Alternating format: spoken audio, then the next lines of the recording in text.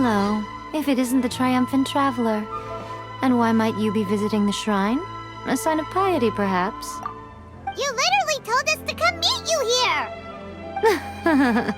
I was just joking. I've been waiting for you. Seems like someone's in a pretty good mood. Mm-hmm.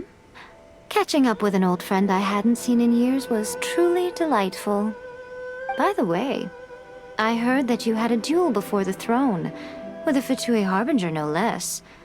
Courageous and astute. I must say, I am most impressed. Defeating Signora head-on in a duel means that your strength exceeds my expectations. Still, you did end up victorious. I gather congratulations are in order.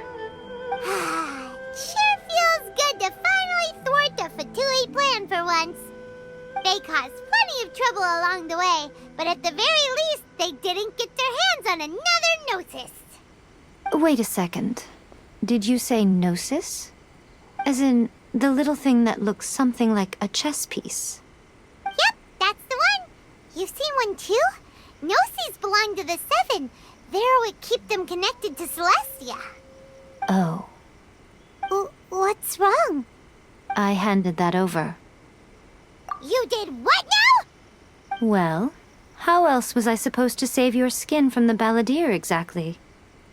The Balladeer is number 6 of the Fatui Harbingers. In terms of strength, he is superior to Signora. I'm not the kind of person who risks life and limb for any old reason. For once, Paimon just does not know what to say. After Yae created her puppet vessel, she no longer had anywhere to put it. As her erstwhile closest friend, Yae handed it over to me, and I've kept it in the Grand Narukami Shrine ever since. She no longer needs the power of the Gnosis, and in any case, she tells me she has severed ties with Celestia. Thus the Gnosis became not only useless, but also a potential source of conflict. Is that not a good bargain, exchanging it for the one at the core of the plan? Judging by the results, at least, I dare say I struck a good deal. When you put it like that, Paimon has to agree. The Traveler is worth more than a Gnosis. Well, what's done is done, and Paimon heartily thinks we'll be getting it back now. Let's leave the past in the past. So anyway, you still haven't told us why you called us here today. It's to thank you. Really? You intend to travel all over Teyvat, and the time has come for the Inazuma leg of your trip to come to an end, has it not? As a mark of my gratitude, I will answer any questions you may have about the road ahead or the events of the past. What would you like to know about?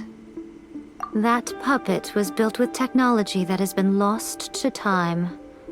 Perhaps she, as a god, is the only one privy to the knowledge of its origins. Still, there is one other thing on this topic that I suspect you may be curious to know.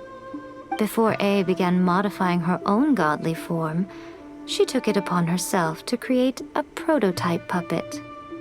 So, you mean there are 3 Raiden Shoguns? No. The prototype was merely a proof of concept. Its appearance and intellect were not based on Yae. It was a test. The original plan was for Yae to simply discard it. But perhaps Yae thought this to be too cruel, because in the end she chose only to seal the power within it. Later, this puppet wandered Inazuma as an ordinary human male with his own consciousness, until the Fatui took an interest in him. Ugh! Not the Fatui! Some eccentric geniuses in the ranks of the Fatui made adjustments to the prototype, not only unsealing his power, but very likely rendering him even more formidable than his original specifications. The object of divine creation is now the one who has taken possession of the Gnosis, and the prototype puppet is now known as the Balladeer. What a crazy story! It is, isn't it? Who can say whether it's coincidence or destiny? I'm surprised an outlander like you is aware that there was once a change of Electro Archon. Few citizens of Inazuma are aware of this. Morat's told us. He said that the Electro Archon Ball has passed away. Yes. The truth of the matter is that there were two twin gods, Baal and Beelzebul. Twin gods? They won the Archon War together, and when Baal established the shogunate, Beelzebul became her Kagemusha, or shadow warrior. In other words, she acted as Baal's body double. Beelzebul is A, with whom we are now both acquainted. Baal's name was Makoto. As far as the world was aware, there were not two, but one. They complemented each other, and they ruled Inazuma jointly, so there was no need for the public to know the truth. In fact, the name Baal and the title of Raiden Shogun was understood to refer to both of them. Right up until... Until what? Makoto died several hundred years ago in a war that I was not personally involved in. Since then, A has assumed the shogunate. Losing her sister must have been super hard on A. That was when A began to change. Makoto was her greatest loss. Paimon feels like she understands A a lot better now after finding that out. So what kind of god was Makoto? I didn't spend a great deal of time with her, but my impression was she was a gentle god, who in each moment cherished the beauty of what was before her. Wow. Sorry, I haven't a clue. I'm also unfamiliar with the god you describe. But if you still have doubts about A, I would say they are misplaced. Not only does she not fit your description, but she voluntarily gave up her gnosis long ago, severing her ties with Celestia in the process. That's good to hear.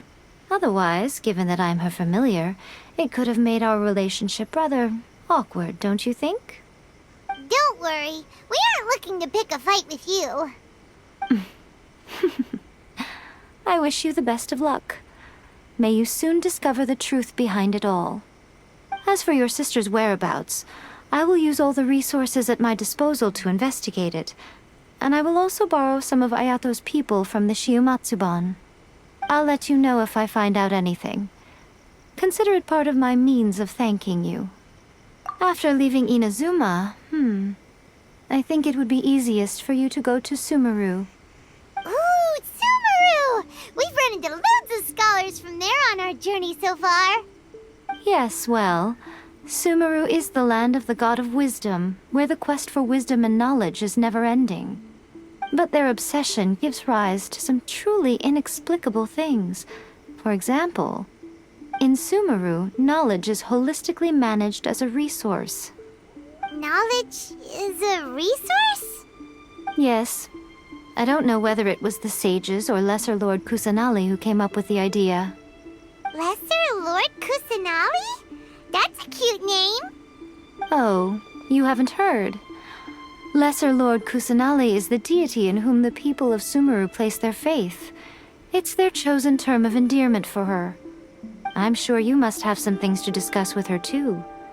I wish you all the best. Are you sure? Okay then. Oh, Traveler, do you still have the omamori I gave you? Keep it safe. Is that all you intend to do with it? There was me thinking that you might hang it around your neck to show off to the world, telling everyone who inquired that it was given to you by none other than Yae Miko, the wise and beautiful. Who in their right mind would do that? Okay, I'll stop. Now, a question for you. Traveler, what is your ambition? I see. But that is merely a small goal, based on what preoccupies you here and now. Your ambition should be something that transcends the world below and the starry sky above. Something that shines in unison with fate itself. Perhaps the reason you do not possess a vision is that such an ambition has yet to be engendered within you. It's a possibility. Continue on your journey, and maybe that moment will come to pass.